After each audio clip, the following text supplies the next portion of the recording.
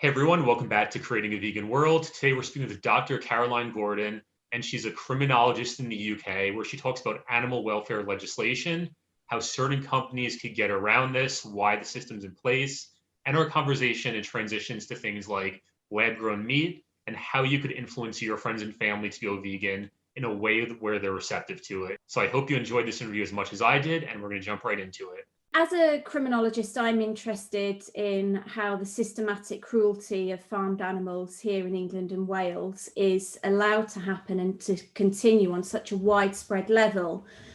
And so for me, it's useful to examine the legislation that is supposed to protect the welfare of farmed animals. And I always like to begin by acknowledging that there is now widespread and legal recognition that animals are sentient beings. So we know from all of the research that has done, especially on pigs, that they can and do experience pain and suffering. So I always like to start with that. Now, in England and Wales, we have two key pieces of legislation. We have the Animal Welfare Act and the Welfare of Farmed Animals regulations. And the latter sets out the minimum standards of welfare. So, for example, the animal should have a suitable diet and environment, they should have freedom to move, and that farmers should have regard for their physiological and ethological needs in accordance with scientific knowledge. So if we take pigs as the example, their physiological needs will be things like having a clean space, access to fresh water, their ethological needs, so things like being able to forage, root for food, and we know that pigs love to play. Now, under the legislation, under the Animal Welfare Act, it is an offence to cause and allow unnecessary suffering. Okay, so there's the key word, unnecessary suffering. Now, it also says that we should avoid suffering where it's avoidable. So therefore, this is the interesting thing, is that it's not strictly prohibited under the Animal Welfare Act. It's only when deemed unnecessary. Now, here's the other interesting thing. There's no clear definition of what unnecessary suffering means. However, there are some guidelines given to say how we should avoid unnecessary suffering and when it's okay, when suffering is necessary. And one of them that I'm particularly interested in says that we have to consider whether the animal was suffering for a legitimate purpose. So in other words, was that suffering for the benefit of the animal or for the benefit of other animals? Now, that's where it becomes particularly relevant to the continuation and allowing of factory farms. Factory farms, like so many other countries in the world, are now the new norm. So in the UK, 85% of animals raised for human consumption are reared industrially. So that means very overcrowded conditions. And by being in very overcrowded conditions, they're not able to meet their physiological and ethological needs. So of course, there is immense suffering. How do they overcome that? So another really interesting aspect of the legislation is that we allow mutilation procedures. So for example, with pigs, we're allowed to cut off their tails, take out their teeth. With birds, we're allowed to debeak them. And all of that is allowed to happen without anaesthetic if the animal is under 7 days old. Why that is, there's absolutely no scientific basis whatsoever as to why it's okay to do it without an anaesthetic if the animal's under 7 days old, but not if they're 8 days old. It's just simply, as far as I can see, based on a really erroneous assumption that somehow very, very young animals don't feel pain in the same way as ones that are over a week old. So therefore, that kind of suffering that animals endure through those mutilation procedures is deemed under the legislation here in England and Wales as being necessary and unavoidable, because if we cut off a pig's tail then that and clip their teeth, that means that when they inevitably become bored in such overcrowded conditions, they can't bite each other's tails, which is exactly what happens when they become very bored and frustrated. And when they bite each other's tails, it inevitably draws blood, and then that escalates to cannibalism. So that's how we get around the law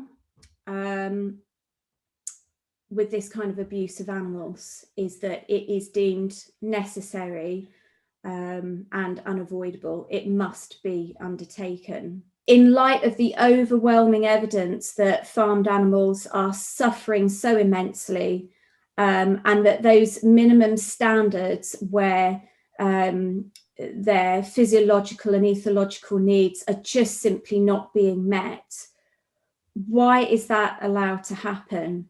And I think that there are two key reasons. And the first one will be no surprise to you, and that is the profit-driven agenda. And this particular way of farming gives earning power to farmers. And I've looked at this research. There is plenty of research to support the view that economic disadvantages are a key consideration in farmers' decisions to implement welfare. So there we have it. Greedy profitability literally depends on those unacceptable conditions. And you simply cannot produce those kinds of profit margins that they are producing at the moment unless you have that system and structure of factory farming. It's really simple as that. It's about money. Absolutely. And I remember for people watching this, if I could add some context, where when we first started speaking on LinkedIn, Caroline and I, is through a Veg News article about the Brave New Life project. And I interviewed someone who worked in a factory farm through this organization. And they're saying that the production lines have to be so fast that even the workers get injured.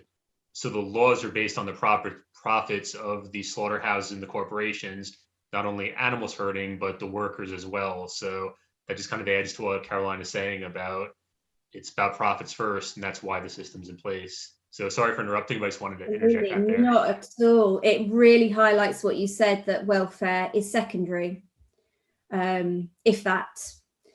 Now, the second reason that I think that the suffering is allowed to happen and to continue on the widespread level that it is because of something called speciesism. And speciesism is, very simply, it means that us humans believe that we have greater moral rights, and there's a prejudice and bias towards our own interests. We basically see ourselves as superior. And that, unfortunately, is absolutely inherent in us humans. Historically and culturally it is. And we see our speciesist attitudes manifest through the anthropocentric nature of our criminal justice system. And what I mean by that is our laws and policy reflect our beliefs that humans are the most important entity in the universe. It's really all about favouring humans. Now, speciesism also actually extends to favouring some animals over others. So, for example, if you're a cat, you're a dog, or you're a horse, you're lucky, you're okay. Your fellow beings, your human fellow beings, will look after you and protect you. So for people to accept the same kind of cruelty to dogs, cats, or horses would simply be unfathomable. So let's say, for example, now we said, right, well, you know what, the dog meat industry in the UK is really, really taking off. There's a really good market for it. But don't worry, all of this is done really humanely. So one of the stunning and slaughtering processes will be to gas chamber the dogs. And someone might argue, yeah, but hang on a minute, they feel like they're burning from the inside out, and sometimes they might lose a limb where they're fighting and struggling to get out. But then the argument could be, well, you know, but that only lasts for maybe 30 seconds, 1 minute. Well, we would have non-vegans protesting and doing marches and all sorts. But yet, what's so interesting is that that's what we do to 86% of pigs in the UK. The stunning and slaughtering process is by way of CO2 gas. And yet pigs are equally sentient to dogs, that they can feel the same kind of pain and suffering. And there's evidence to also show that they exceed in the intelligence to dogs as well. So that for me is the two key reasons: the profit-driven agenda and the speciesism that is inherent in us humans. Now, some people will say, you know, I eat animals and I really do care about animal welfare, and I'm always looking for the assurance scheme labels that are put on food so I know where my food comes from. But unfortunately, what may come as a surprise to your audience is that undercover investigations here in the UK have shown by far that farms under assurance welfare schemes often fall well below the minimum standards of welfare. So we really have to question actually what those labels actually mean, and whether they hold, or to what extent they hold value. Now, there has been some movement here since we left the EU in terms of future legislation, and we've now got the government's action plan for welfare. And very simply, some of the key things that they want to do in terms of farmed animals is to end live transport for slaughter and fattening. They want to examine the use of cages for laying hens and farrowing crates for pigs. Now, I think where you are, Andrew, in Australia, they're allowed to use battery cages, which was outlawed here back in 2012. But actually, if we really look at what the enriched cages means, it's really not, I can't personally see how that's any better, because although they're housed with more birds, it's really the space that they've got is the size of a postcard. What does free range mean? It means it can mean up to having 16,000 birds put under one roof. Again, that raises the question of whether that is really free range. So although, you know, it's good on one hand that the government seem to be taking the welfare issue seriously, history and experience tells us that it's not necessarily meaningful for those animals in terms of meeting their physiological and ethological needs as defined in our legislation. And then I think where I go on from there is that against the backdrop of all this really, really good scientific knowledge about animal sentience and their physiological and ethological needs, there can be no good, no moral, no ethical, and no legal reason to continue such systematic and abhorrent animal cruelty. And to do so actually is really short-sighted, never mind the market and the profitability that is there to be made. It's so short-sighted from a global perspective, because from a global perspective, animal agriculture, as you know, is the leading cause of climate change. The UK currently is not on track to meet its legal requirements to reduce greenhouse gas emissions by 2050 under the UK Climate Change Act. So radical action is required, which means adopting a plant-based diet and the restoration of agricultural land back to native forests to reduce the carbon dioxide removal to a meaningful degree. And of course, we mustn't forget the growing body of research that demonstrates the harm that animal products have to human health. For example, the promotion of some cancers. We've got the real risk and the real problem of antibiotic resistance heading our way. And of course, the risk of future pandemics. Now, the problem is, and I'd be interested to hear what your experiences have been with this. I really thought that once I became vegan and I found out about these wide-scale atrocities that people would think my way to as soon as I told them about it, that they would immediately turn to a vegan and plant-based lifestyle as soon as I told them what was happening. I really thought that once you tell people that, hey, did you know that red and processed meat has been declared a Group 1 carcinogen by the World Health Organization, that they would also listen to that. That when you tell people about the devastating impact that it has on climate change, that they would, again, that their ears would really prick up to that. And they don't, you know, not necessarily. It will with some people, but not all people. That's my experience as well, where it's not until it really hits you emotionally before people are changed. Because before doing Creating a Vegan World, I worked in marketing, I studied psychology, personal development. And even myself, it wasn't until I got diagnosed with high triglycerides and got a prescription medication assigned to me with side effects.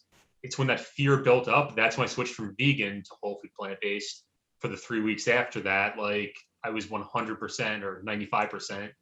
And when that pain went away and emotional pain, I drifted back to eating more of the vegan junk food. So I've been vegan for 4 years, but even when it comes to healthy eating, and I just interviewed someone else, they're from the UK, where we're talking about climate change, where myself doing this channel, being vegan, caring about the environment, it's like that emotional impact is really not there. And I found like that's the main thing that gets people to actually make the change, and like all the logical information. It's really difficult, especially even for people that care about it at a logical level. Yeah, absolutely. And I watched one of your interviews actually where you talked about some of the health issues that you encountered. And for me personally, I eat a strictly whole foods plant-based diet. I don't eat any of the junk stuff. But as far as I'm concerned, if the junk stuff gets people away from the animal cruelty, then I'm all for it. Fill your boots. I agree. Absolutely. You know? And like you, hopefully, when people run out of luck with their health, then that's when they might start to make an even better transition. I'm really interested in the name of your documentary, Creating a Vegan World, because I think that really gets us to start thinking about solutions. And if we think that it can be very difficult to get people to change when we talk to them about animal welfare issues, when we talk to them about their health, when we talk to them about climate change, we need to start looking at other ways. And that's not to negate some of the brilliant work that advocates have done. So, for example, really well-known ones like Joey Carbstrong, James Aspey, Earthling Ed, they have done an astounding job at raising awareness, educating people, and helping people to transition, myself included in that. But we need more than that, given the climate catastrophe that we're in and the widespread cruelty that's going on. We really do need more than that. Absolutely. Now, what I'm interested in as well is that, have you heard of Rethink X?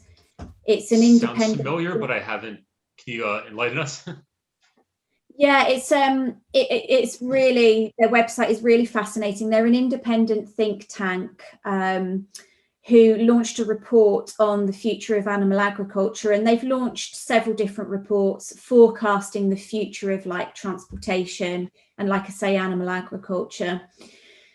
And just as a little bit of a backdrop to that, the research shows over and over again that what really informs people's food choices is cost, convenience, and taste.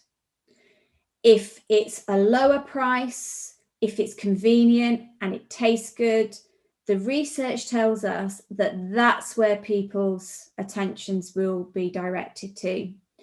Now, the really good news is that this report that was launched by Rethink X talk about price parity between meat-based products and plant-based products.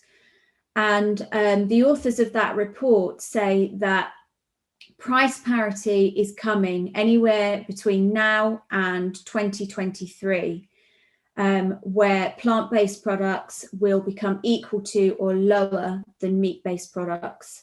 And of course, we know all the time that we've got plant-based cooks and chefs coming out with some of the most amazing meals that really do top on convenience and taste. So that's really, really good news. Now, what they forecast in Rethink X is that when price parity happens, it's at that point that we are going to see a huge tipping of the scales, where sales of plant-based foods will grow tremendously.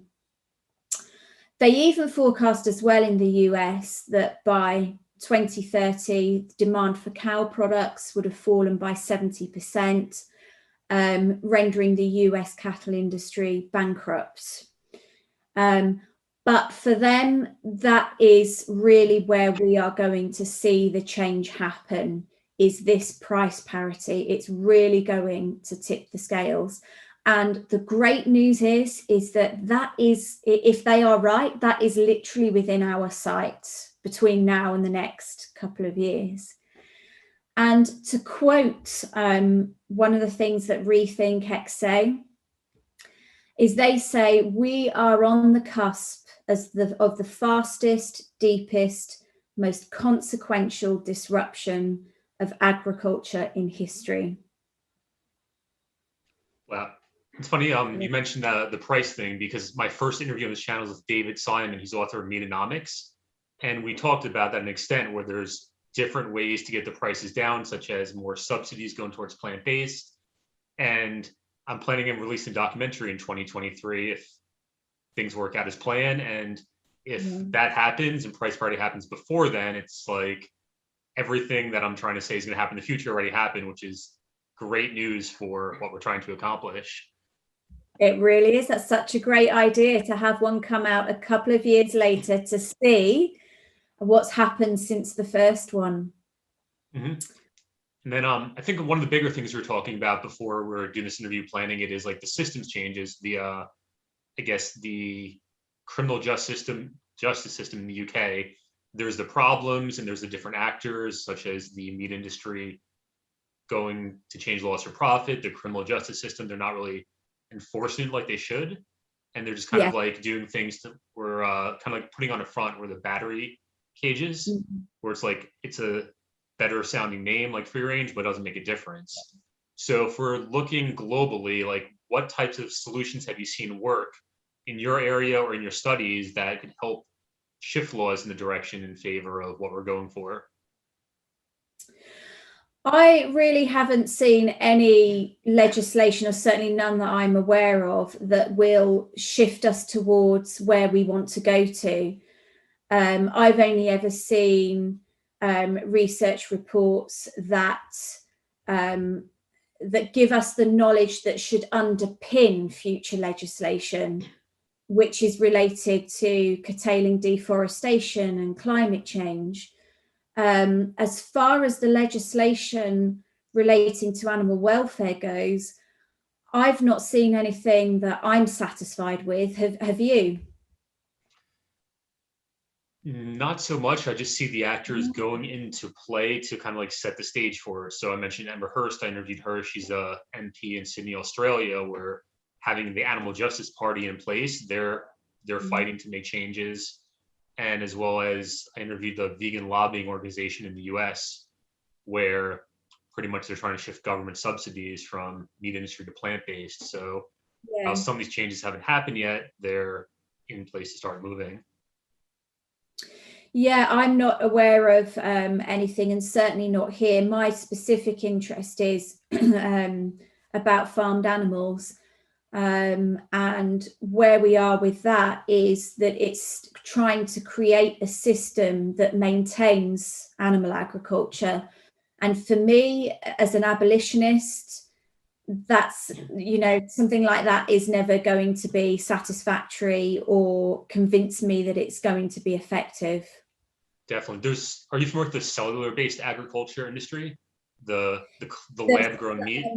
Yes. The one thing I'd love to research more on is in, I think, Singapore, they already made it legal to sell lab-grown meat. So people are not familiar with this listening, where they take there's different ways of doing it. There's the biopsy, or like taking a cell from a chicken feather, or there's Yes. the one that doesn't touch animals at all. You get a line of code of DNA from a database in Mm-hmm. a computer, and then they use like fungi or some type of mushroom to actually grow real meat. It's actually real meat, but without harming the animals. Whereas I know in the future, I see that as a growing industry. I invested in there's Eat Beyond Global as a stock, I guess an ETF in the US, where they invest in that type of thing early stage, and I see it as a 10-year investment.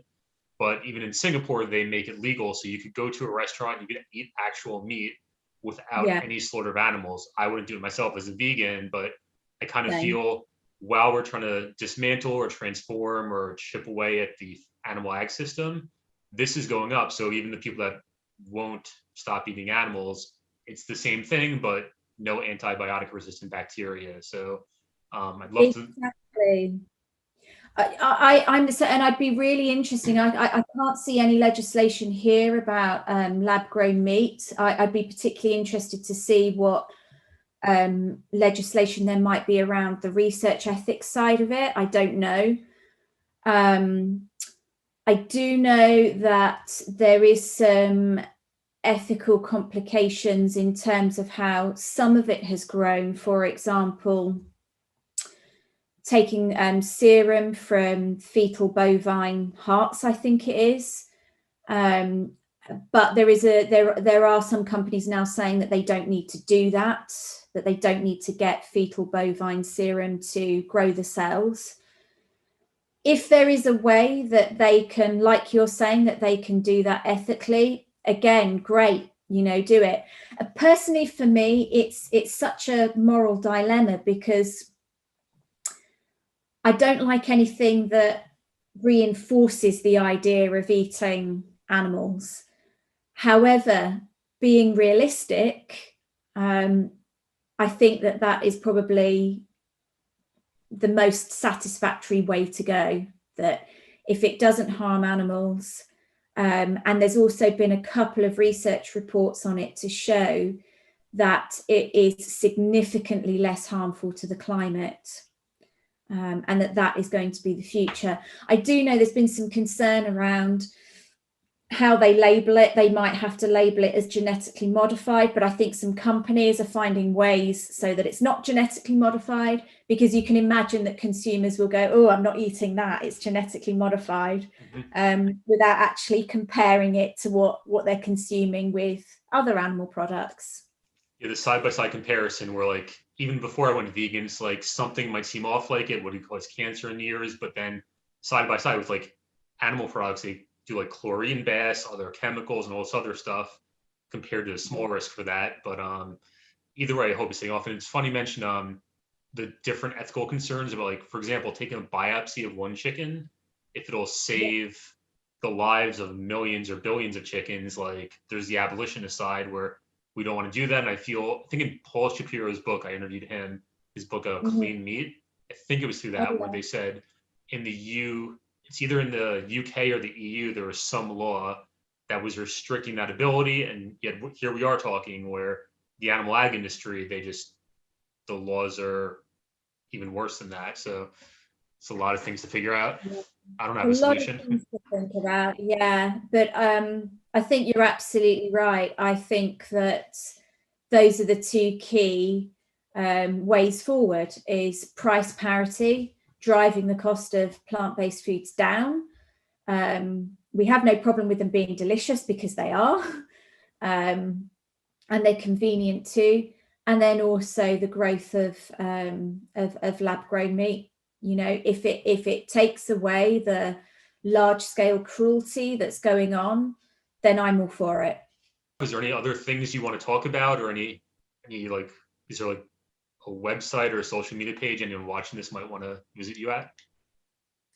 I'm available on LinkedIn. I'm also part of the Vegan Society, and I have to say their website is absolutely fantastic for producing all kinds of reports that really target those three areas. So animal welfare, the environment, and also health. So there's research reports based on looking at policy and practice and future trends. You can get so much from that website. It is really, really good. They're such a great organization. I myself, I'm a research committee member for the Vegan Society, and I've written a blog for them and an article on the dairy industry in the UK. So for any of the audience who are watching from the UK, that's the Vegan Society is a really great place to start. Anything that's like blocking, like getting in the way of the world being vegan, or any solutions that you feel you haven't seen yet? Is there anything out there that you've seen that, or that you could think of, that maybe people watching this could step up and start addressing? Yeah, I mean, I think it really goes back to what I was saying before, what some of the key problems are or the barriers, if you like, to creating a vegan world, which is the profitability for the market, our speciesism. But also, if I were to add a third one, Andrew, I would really say that it's about people not having the knowledge and the awareness. Now, for all the things that we've been talking about, all of this is not new to us. We've known it for a long time. But to the general public, they're not so knowledgeable about this kind of stuff. So when I talked about the legislation that's probably coming in the UK about animal welfare, consumers believe that. And in an age of so much information, people don't know what is true and what isn't true anymore. And so if they see a government report that is saying, hey, look at what we're doing here for animal welfare, we're looking at getting rid of farrowing crates for pigs, and we're reviewing the use of cages for hens, that all sounds really good to the unknowledgeable person. And so for me, it's the dissemination of information that is a real problem. And as you know, we have a great barrier in just our name as being vegan. You know yourself, you tell people that you're vegan, and then that's it. Their eyes kind of glaze over and they go, oh God, you know, you're one of them. Mm-hmm. That's a huge barrier. That's a really huge barrier. And for me, the way forward with that is, I hate saying this, but it's time. It's as more and more people gradually make that shift and it becomes bigger and bigger. I always think that one useful way that I can do myself as an individual is to show the trend of eating animal products as becoming antisocial. So a bit like, you know, just before smoking in public was outlawed. So for example, one of the things that I won't do anymore is I won't join in on barbecues. If I'm invited to anything like that, I won't do it.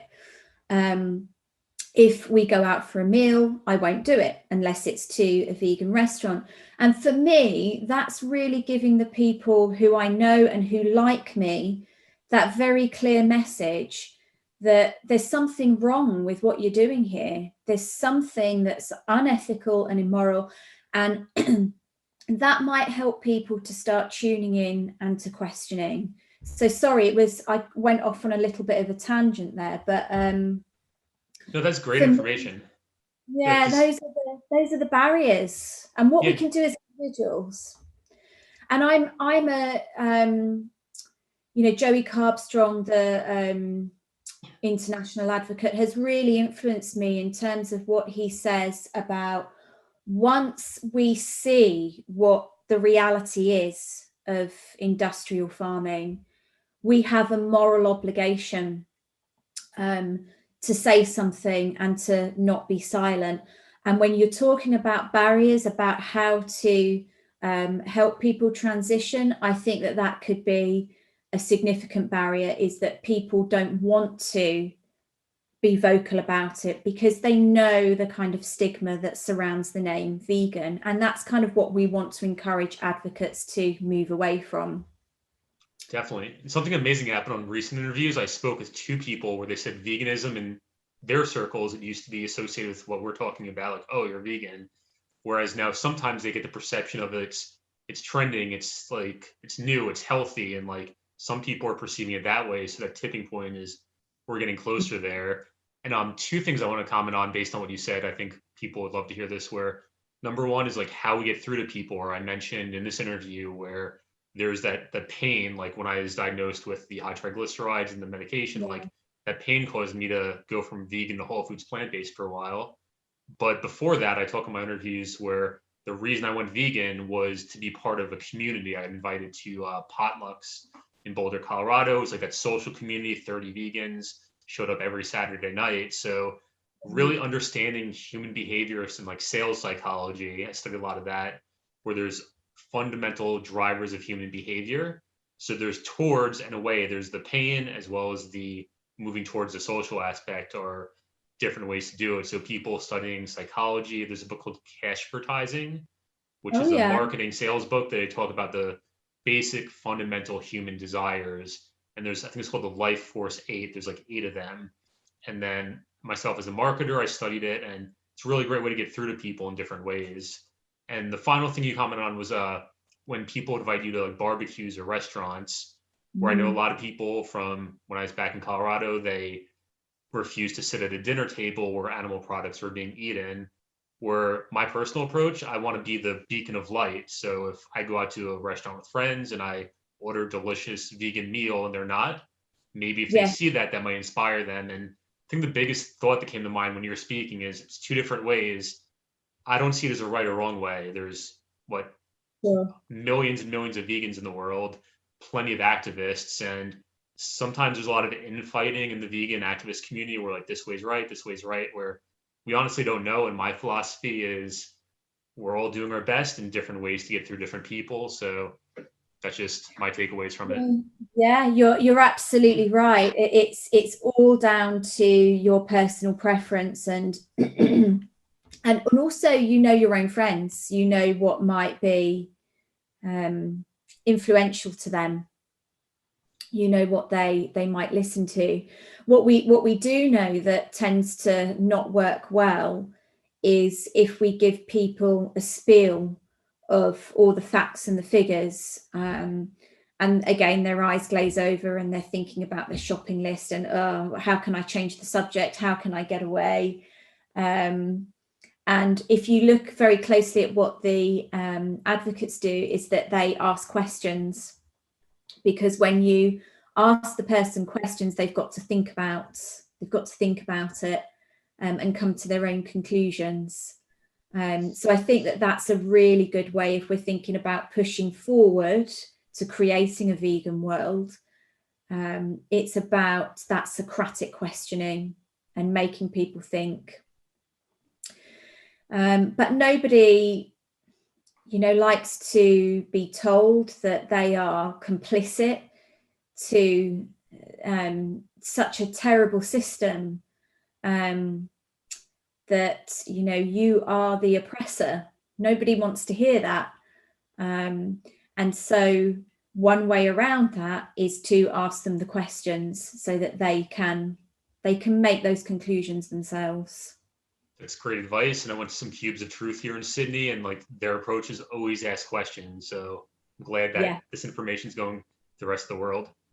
Yeah, absolutely. And sometimes it's really difficult to do. It's really difficult because you just want to say, look, did you know that 86% of pigs are being gas chambered and everything else? But I think with practice, you can get better at your skills in advocating for animals.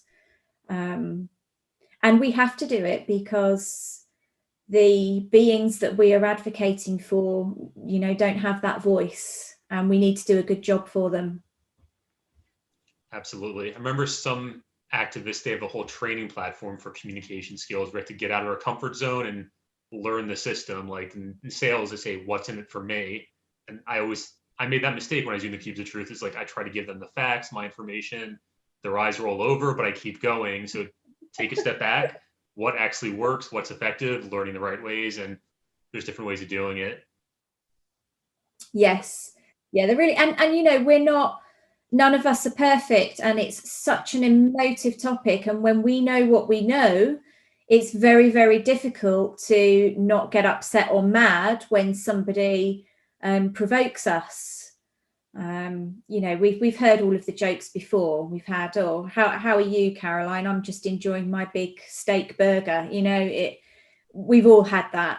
And it's only through practice, and you've heard it a million times, that you can act, not react.